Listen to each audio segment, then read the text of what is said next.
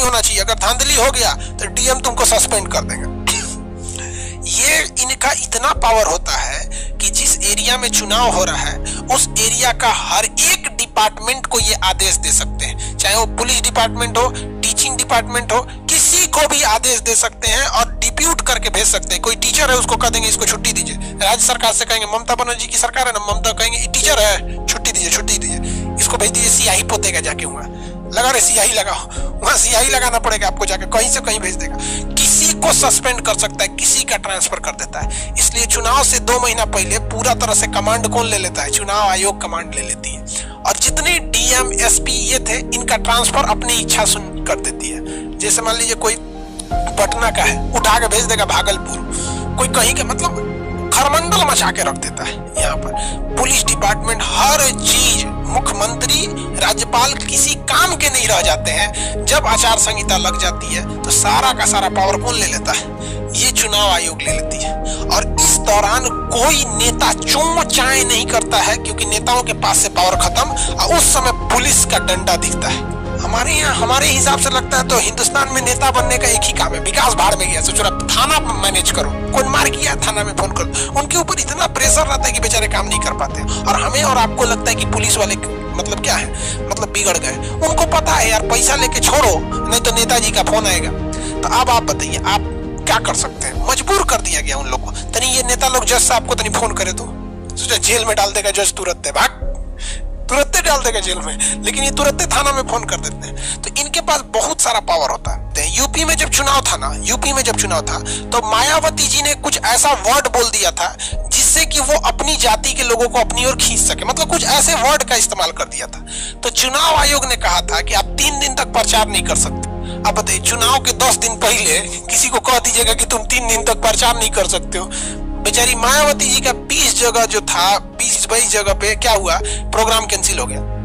इन लोग का तो पहले से प्रोग्राम रहता है, आज यहाँ 2 बजे, यहाँ 3 बजे, यहाँ 1 महीना पहले से प्लान इन लोग का फिक्स रहता है, अचानक नहीं बनता है। यहाँ कह दिया 3 दिन तक आप कोई प्रचार नहीं कर सकती है।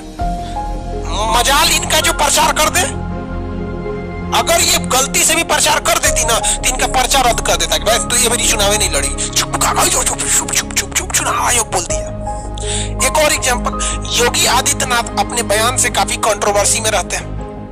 उन्होंने कुछ बयान दिया था, अब क्या बयान दिया था हमको याद नहीं है, हमको मेन आपको पढ़ाना था इसलिए हम बता रहे हैं। तो उनके किसी बात पे विवाद हो गया था, अब क्या बयान था कौन जानता है। चुनाव आयोग के पास शिकायत गई कि भाई इनको ऐसा बयान नहीं देना चाहिए। चुनाव आयोग ने कहा हाँ ऐसा बयान नहीं देना।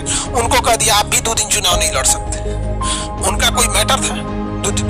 जो योगी जी जो है अपने बोल्ड एक्शन की वजह से जाने जाते हैं, देखते हैं माफियाओं का घर तोड़वा देते हैं। विकास दुबे किया था तो इनकाउंटर करा दिए, सबको पता था, मतलब समझ रहे हैं ना, हाँ इनकाउंटर।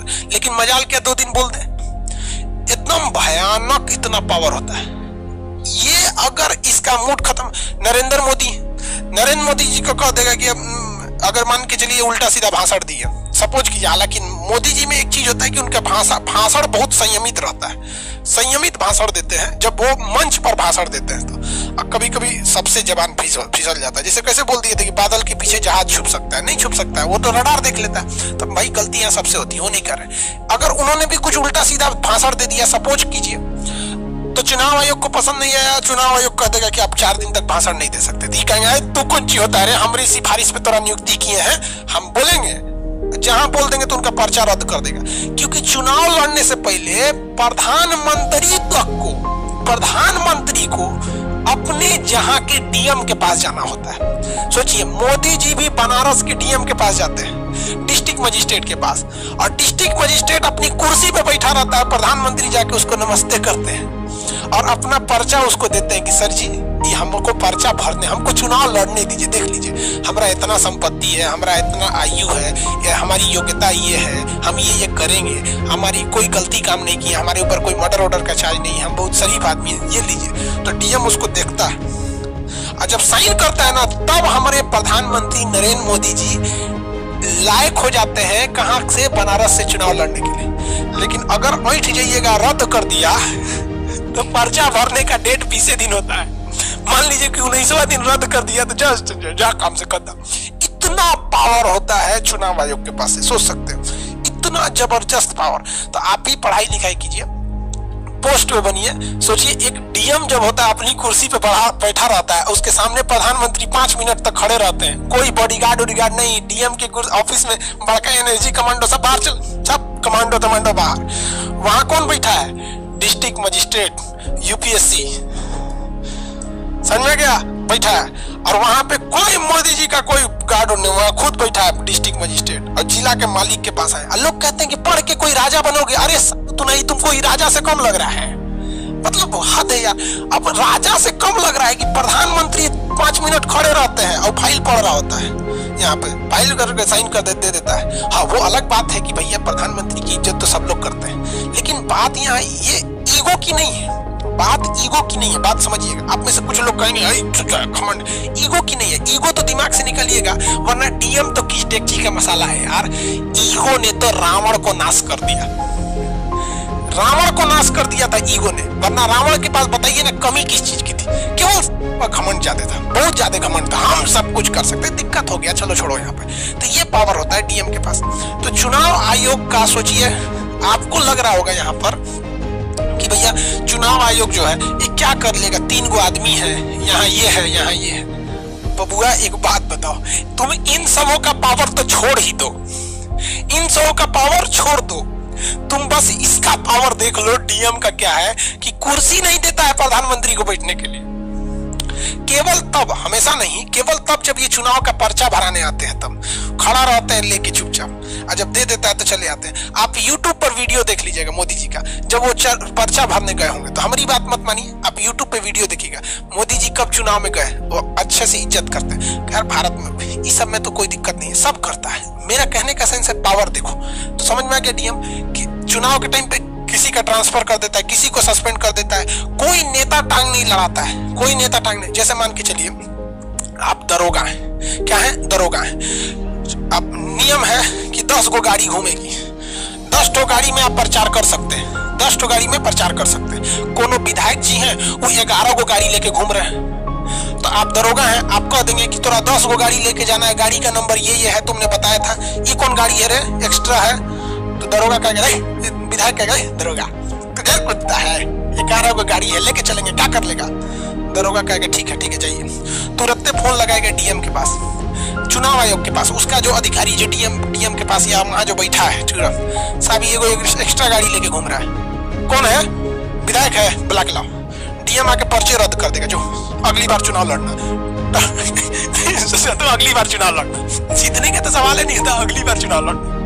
इतना भयानक पावर होता है। इसलिए देखते होंगे जब आचार संहिता लगता है ना, तो जितने अधिकारी होते हैं सब गाली सुने रहते हैं, सब ओ ससुरा खोज के बदला लेता है, आओ यहाँ पर। तो सोचिए ये सरकार वाले जानबूझकर पुलिस को, डीएम को, अधिकारी को दबा के रखते हैं, समझ में आ गया कि नहीं? हमारे हिसाब से 10 साल तक आचार संहिता लगा के छोड़ दो, 10 साल में आचार संहिता लगाओगे ना, सब सुधर जाएगा।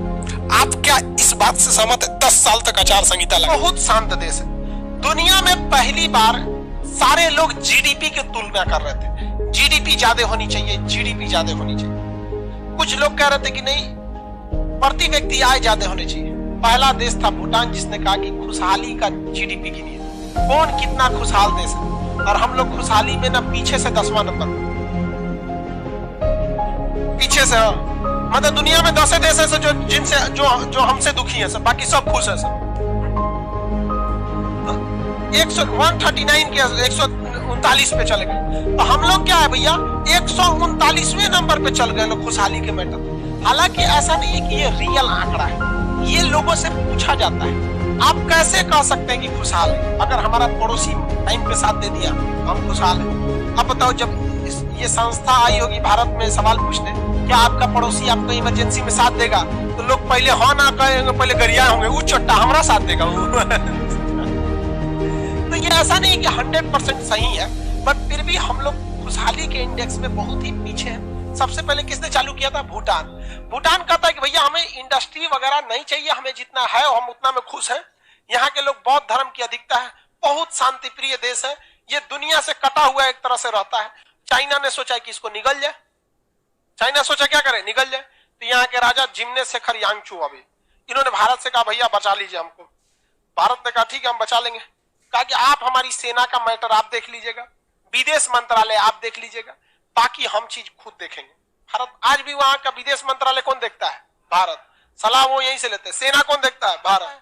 अगर भारत छोड़ दे, अगर क्या कर दे, भारत छोड़ दे, तो कब का वो निकल जाएगा, उसको छोड़ देगा वहां पे, सब शांति प्रिय निकाल देगा वहां पर। कब्जा कर, चाइना क्या करता है, पहले कब्जा करेगा यहाँ पर भूटान में, और कोई यहाँ आवाजें नहीं उठा सकता। यहाँ के लोगों को 5 आदमी का परिवार है ना, एगो को भेज देगा तिब्बत, एगो को भेजेगा सिंजियांग, एगो को भेजेगा हान चाइना, एगो को भेज देगा कहीं और मंगोलिया में, जा यहाँ पे। अब वो बेचारा जिंदगी भर अपने परिवार को खोजने में लगा देगा, और जो मेन चाइना के लोग हैं उनको ले आके भर देगा यहाँ पे। कह देगा कि यहाँ के लोगों में तो कोई दिक्कत नहीं है, सब लोग खुशहाल है यहाँ पे। तिब्बत में तो यही किया उसने, मार इधर उधर भगा दिया तिब्बत के लोगों को उसने। तो ये भूटान का भारत साथ देता है तो गलत नहीं करता है, दोनों को फायदा होता है। और रियल में भैया केवल आपको फायदा होगा तो क्या भारत इतना फुर्सत धैल है कि हम दुनिया को बचाते फिरेंगे। और अब चाइना ने देखा कि भाई साहब यहाँ पे तो भारत बड़ी आगे बढ़ रहा है, तो भारत को नब्ज तौलने के लिए 2017 में उसने यहाँ चाइना का यहाँ पर एक जगह है डोकालाम, क्या है डोकालाम, डोकालाम में वो घुस गया, कहा कि यहाँ हम सड़क बनाएंगे। तो भूटान भारत के पास किया कि वो सड़क बना रहा है यहाँ पर, उसको लगा कि सचुरा यहाँ भारत चुपचाप रहेगा। अजब हाल है भैया। देखिए कुछ भी हो, मोदी जी रोजगार के मामले में भले ढीला पड़ गए हो, लेकिन बॉर्डर के मामले में भैया जबरदस्त आदमी है। ये बात हम भी बहुत मानते हैं, यहाँ पर एक नंबर है, बॉर्डर नीति में हम कोई दो राय नहीं है। थोड़ा रोजगार के मुद्दा पे आंख मूंद लेते हैं, हमको क्या दिक्कत है, ये गड़बड़ है, लेकिन बॉर्डर वाले में कोई समझौता नहीं। तुरंत ही यहाँ से भारत सरकार ने भी सेना लगा दिया। तो चाइना कहता है कि ते काहे चिल्ला रहा है रे, डोकालाम तोरा है? तो भारतीय सेना कहे कि नहीं हमारा नहीं है तो तोरा है, आगे यहाँ से इसकी रक्षा की जिम्मेदारी मेरी है। रीजन समझिए क्या, अगर डोकालाम चाइना का हो जाता ना, तो इस रीजन में सबसे ऊंचा डोकालाम है, यहाँ से सीधे भारत की इस चिकन नेक पर नजर रख लेता। अगर ये रास्ता कट गया तो भारत का इस एरिया में कनेक्टिविटी खत्म, कनेक्टिविटी खत्म। तो भारत के लिए भूटान एक तरह से और भी ज्यादा जरूरी है। तो डोकालाम किसका है? भारत का नहीं यार, भूटान का। भूटान की सुरक्षा की जिम्मेदारी किसकी है? भारत। उसके विदेश मंत्रालय का भारत। अगर कोई विदेशी देश उस पर हमला करने या कुछ करता है तो बचाएगा कौन? भारत बचाएगा। और भारत की सेना यहाँ तक पूरा अंदर तक रहती है। अब भूटान के लोग बहुत ही अच्छे होते हैं, बहुत अच्छे, एकदम शांत प्रिय। वैसे भी भैया बौद्ध धर्म वाले बहुत शांत वाले होते हैं, उनका धार्मिक सिद्धांत ही है शांति। बाकी किसी धर्म में शांति के तो चर्चे नहीं किया। जैसे रहो वहां पे शांति वगैरह की बात। इसकी राजधानी है, भूटान की राजधानी क्या है? थिम्पू। अब सोचिए थिम्पू कितना मतलब पुराने जमाना का है कि 2012 में यहाँ पहला सिनेमा घर खोला गया। 2012 में, उस समय हम लोग कितना आगे निकल गए। ये पूरी तरह से नेचुरल रहना चाहता है। यहाँ भूटान में पहाड़ ज्यादा है, सब पहाड़ ज्यादा होने की वजह से बादल वगैरह से ये हमेशा पहाड़ टकराते रहते हैं, धड़ाम धड़ाम टकराते रहते हैं, इसलिए इसे लैंड ऑफ थंडरबोल्ट कहते हैं, तड़ित झंझावात का शहर। और यहाँ से जो नदियां निकलती हैं उन नदियों में रफ्तार बहुत तेज होता है।